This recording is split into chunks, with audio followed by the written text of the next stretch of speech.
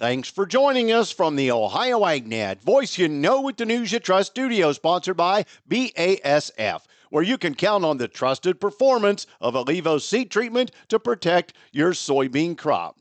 Well, in answer to the National Pork Producer Council's consistent engagement with his administration, President Trump has signed trade deals with Malaysia and Cambodia, with the Malaysia portion having enormous economic potential for America's 60,000 plus pork producers. America's pork producers are grateful to President Trump for increasing market access for U.S. pork to Malaysia, a country that has been importing pork despite limited plants being eligible for export, said National Pork Producers Council President Dwayne Statler, a pork producer from Macomb, Ohio. More than 25% of U.S. pork production is exported, so producers count on exports to help keep their families afloat, especially in times of uncertainty. Now, U.S. pork exports to Malaysia hit record levels of over $24.5 million in 2024, a significant amount given that only 8 U.S. plants are currently eligible for export, and exports to Malaysia have increased over 1,700% in the last 5 years. Here in America, pork production supports rural communities, and exports support over 140,000 American jobs. Exports also account for more than $66 in value for each hog marketed.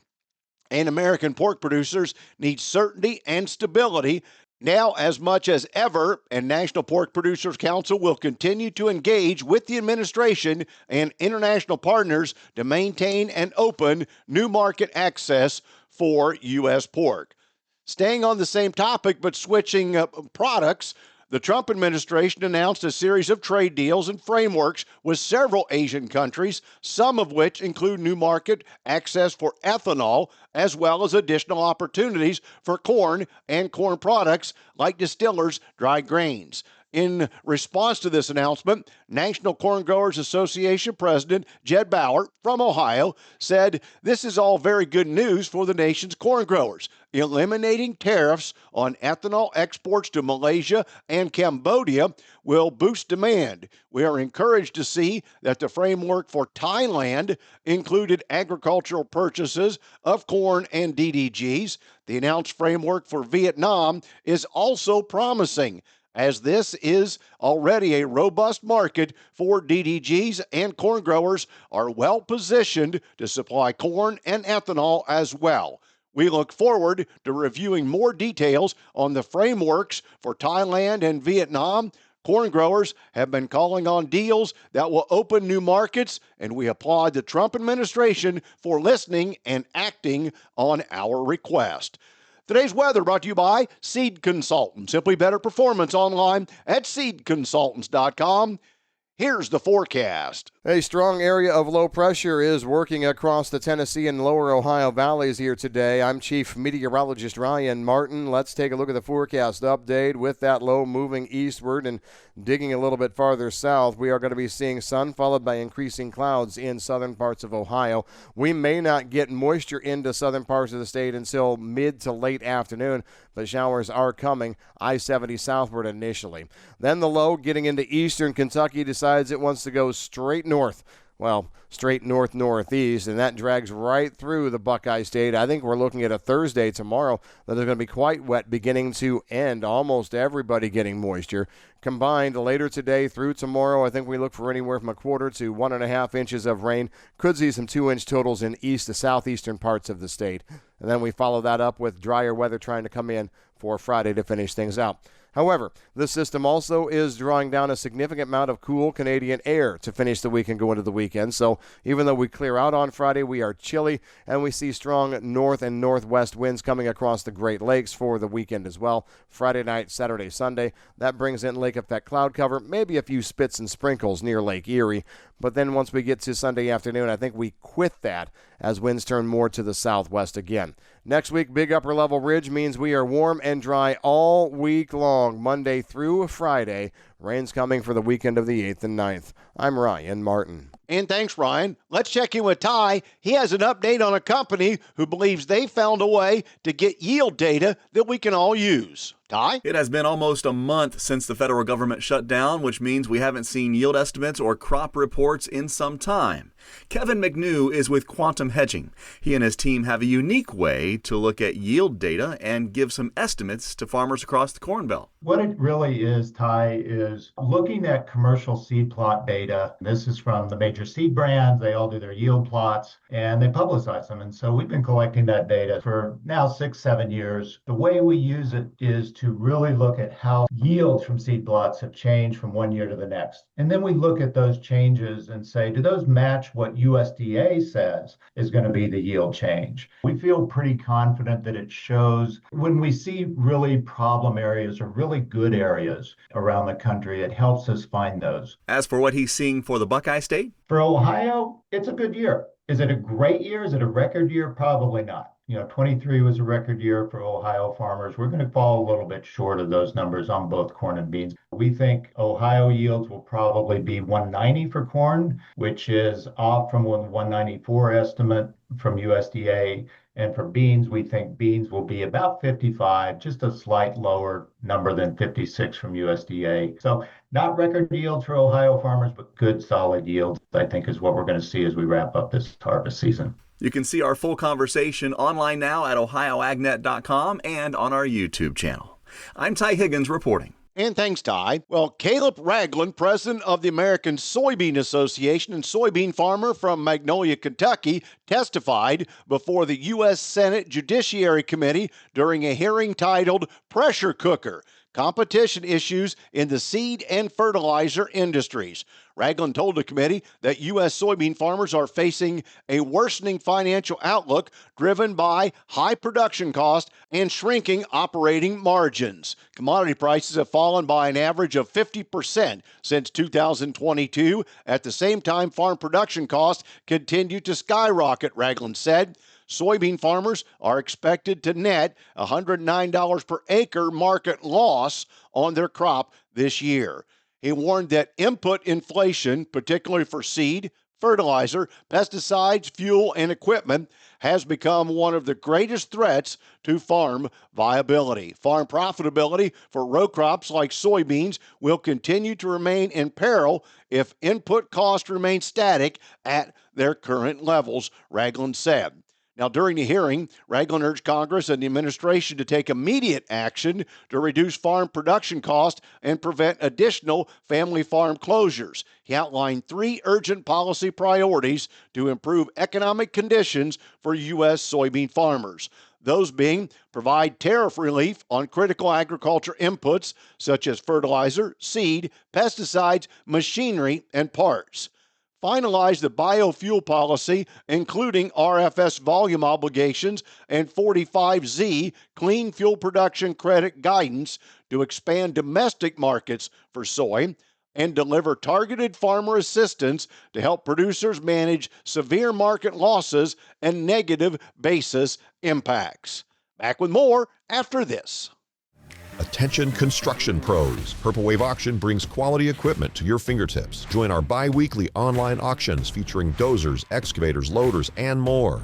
We provide detailed listings, photos, and seller contact info. Inspect online or in person. With our no reserve policy, every item sells to the highest bidder. Visit purplewave.com today and see why informed builders choose Purple Wave. Transparent processes, real deals, your next great purchase awaits. purplewave.com. Think biodiesel is just another fuel? Think again. Biodiesel is Ohio innovation on the move. Clean, green, and built to keep diesel engines running strong. It's an engine booster, a soybean supporter, and an environmental champion all in one. Every gallon reduces emissions, strengthens Ohio farms, and powers your ride. Drive with purpose. Choose biodiesel. Learn how at soyohio.org. The Ohio AgNet coverage of the National FFA Convention this week is brought to you by Wilmington College. Explore your options at wilmington.edu. Oil prices fell Tuesday morning, declining for a third straight trading session on signs that new U.S. sanctions on Russian oil might only curb Moscow's export revenues without substantially impacting its crude flows. A widely anticipated rate cut by the U.S. Federal Reserve potentially today is also unlikely to help sentiment much in a market more concerned about oil oversupplies. The American Petroleum Institute is due to report inventory numbers for last week ahead of U.S. Energy Information Administration data for the same period. Global supply additions have far outpaced oil demand growth since the Organization of Petroleum Exporting Countries and its allies started to unwind production cuts earlier this year. The situation is made evident by rapidly swelling inventories over the past 3 months and record volumes of oil on water. Today's market analysis is brought to you by the Louis Dreyfus Company, excited to be building the newest state-of-the-art soybean crush facility in Upper Sandusky, Ohio. For marketing information on your beans to LDC, call 574-566-2113. Here's Ryan Martin. Grain markets finished the Tuesday session higher, but little bit of a chink in the armor maybe, as we saw the biggest gains in the markets happen yesterday up and through the morning. At midday, there was a significant pullback across every commodity on the day, well off of the highs. We did see a slight bounce then again going into the close, but we were nowhere near where the highs of the day came in. And true to form, anytime you see something like that happen, I wonder about the next session, and we saw last night the markets did open up a little bit on the negative side. Does that mean the rally's done? No, far from it. But the technical picture says that resistance held, at least the way it looks right now. Promises. That's what yesterday was all about. Board of Trade futures were higher yesterday going into midday, diminished in volume, though, versus what we saw on Monday. Traders have wanted to get out of the way of a U.S.-China trade pact and a Trump-style announcement, which will be out on Wednesday evening or Thursday morning, Chicago time. That's, again, Trump and Xi meeting Thursday, but that is Wednesday night, our time here. And so that's going to be something to pay attention to here later tonight and into early tomorrow. President Trump wants to show the American farmer that he has their back and could request that China secure sizable tonnages of U.S. soybeans throughout the remainder of his term. We did hear through the grapevine that there were 2 boats that traded out of the Pacific Northwest yesterday, apparently to China. That was interesting. We're going to try and see if any more comes together. The expectation would be that the U.S. and China announce a framed 3-year contract for U.S. soybeans to China that extends into 2029 for 30 to 50 million metric tons. Note that a framed contract does not legally bind China to secure and import U.S. soybeans. It's just basically a vague promise between 2 parties, a memorandum of understanding of sorts. But the market likes the potential for that. I also think that the market started to pair risk again, knowing that today is the last full day of trade before any kind of announcement may come out. I'm Ryan Martin. And thanks, Ryan. Today's market's brought to you by Seed Consultants. Simply better performance online at seedconsultants.com. Overnight at the open, December corn down a penny at $4.31. March down 2 at $4.44. The November beans down 5.5 at $10.72 3/4. January giving back 5.5 at $10.89 3/4. Carried all the way to March, and you're down 5.5, but at $11.01 1/4. On wheat, July down 1/4 cent at $5.69. September also down 1/4 cent at $5.82.5. Livestock closes yesterday. October cattle was down $1.32 at $227.50. December down 60 cents at $226.57. February did squeak in a dime higher to close at $224.10. December lean hogs down 67 at $80.82. February 82.45 down at 95 cents, and April down $1.10 at 86.87. November feeder cattle down $5.05 at 333.40. January down $9.55 at 324.87, and March down $11.65 at 319.65. Thanks for joining us. This is the Ohio AgNet.